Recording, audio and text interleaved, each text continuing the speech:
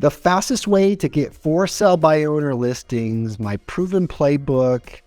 I'm also going to tell you the 4 types of for sale by owners and their psychology so you can get in the door and learn the listing each and every time. I'm McLean and I'm a serial entrepreneur. I'm a real estate team leader, and over the last 15 years, I've sold over $1 billion in homes and over 5,000 closed sales. And I'm about to tell you one of my biggest secrets, and that's how to land for sale by owners. And so to land a for sale by owners, you have to understand their psychology.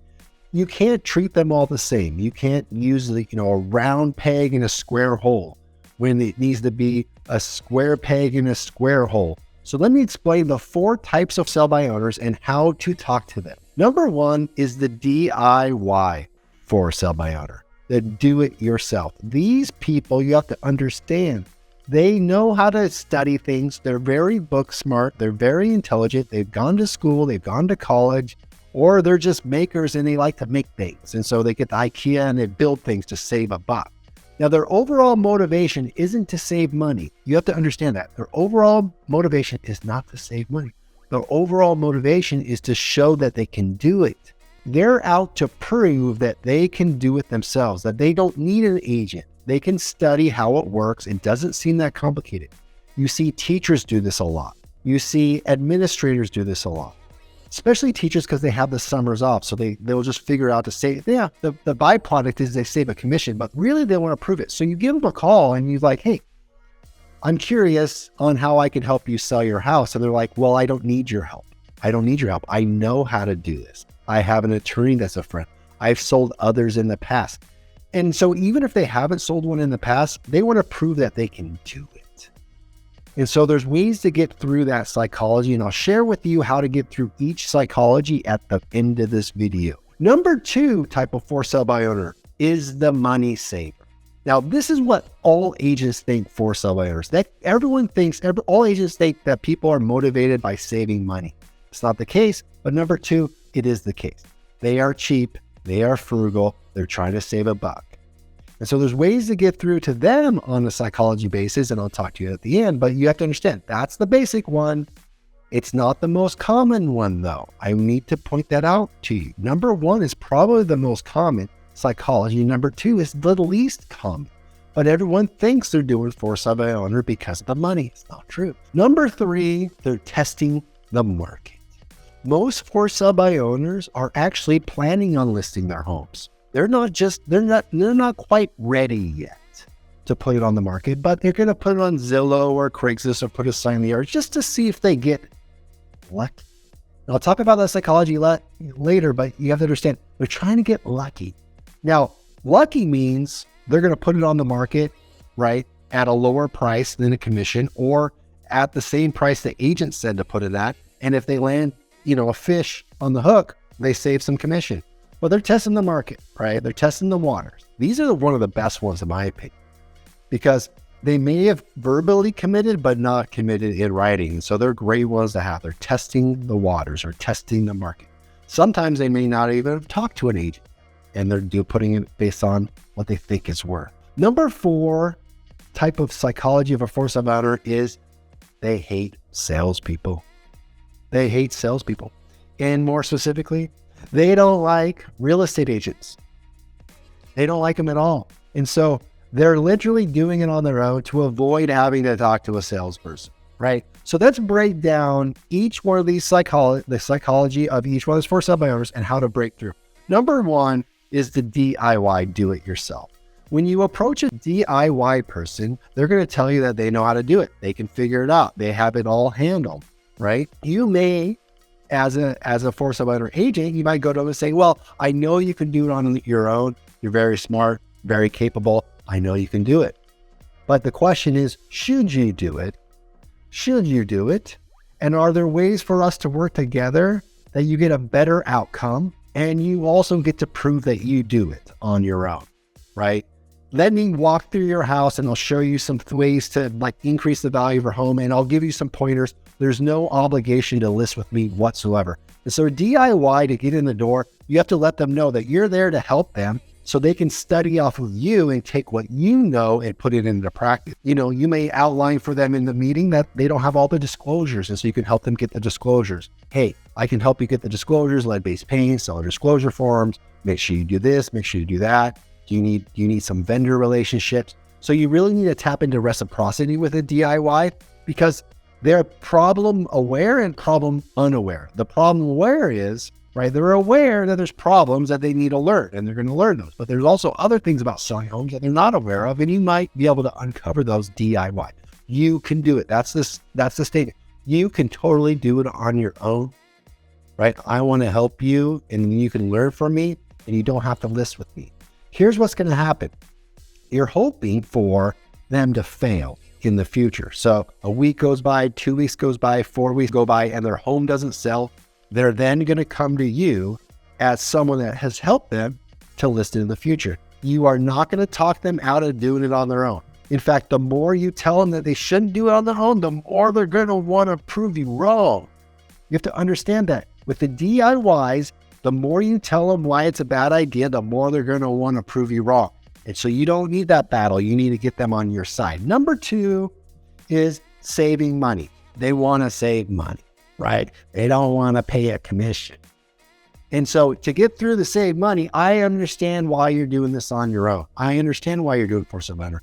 You don't want to pay a hefty commission. You don't want to pay a big commission. And you especially don't want to pay commissions to agents that don't deserve it, that don't earn you more money, right? So how about we meet and I can show you how I can get you more money, net more money in your pocket. It's all about netting more money. And there's no obligation to list with me whatsoever. And in fact, you could, I don't know about you, but learning from the competition, learning how I can make more money has always made sense to me. So like, can we meet? You have to show the saving money person that you will net them more money. You have to show them that. If you can't show them that, you're probably not going to get it. To win the saving money person, you don't have to come down on your commission. You may have to list their home for more and cover the commission. Another way to talk to a saving money person is, how about if you didn't even have to pay a commission? If you didn't have to pay a commission, would you consider selling with an agent, right? That's an interesting question, right? That will tell you whether or not it's about the money or they want to prove they can do it or they hate sales. So if I can show you how I can sell your home without a commission, well, how would that work? Well, let me take a look at your house and I'll tell you. Like, that's an option. That's an option. Maybe they pay you a fee.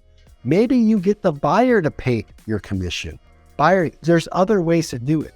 So saving money, they're out there. It's about the bottom line. So let's focus on what's most important to you. And that's what you walk away with.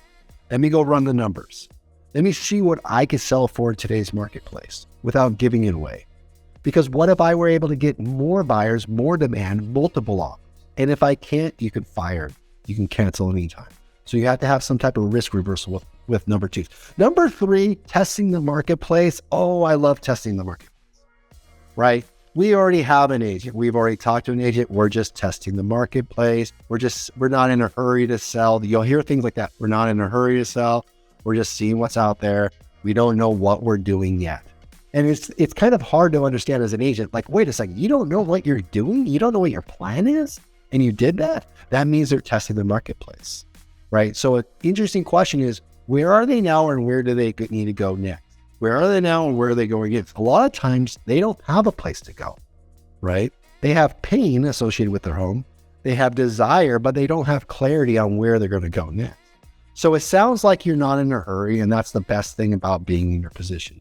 How about I come by your house and I can give you some tips and tricks to improve the value of your house? I may even be able to help you find your next house. So you can sell it on your own. And maybe if you got lucky and you find a buyer testing the marketplace, I can do the paperwork for you. Are you familiar with the paperwork?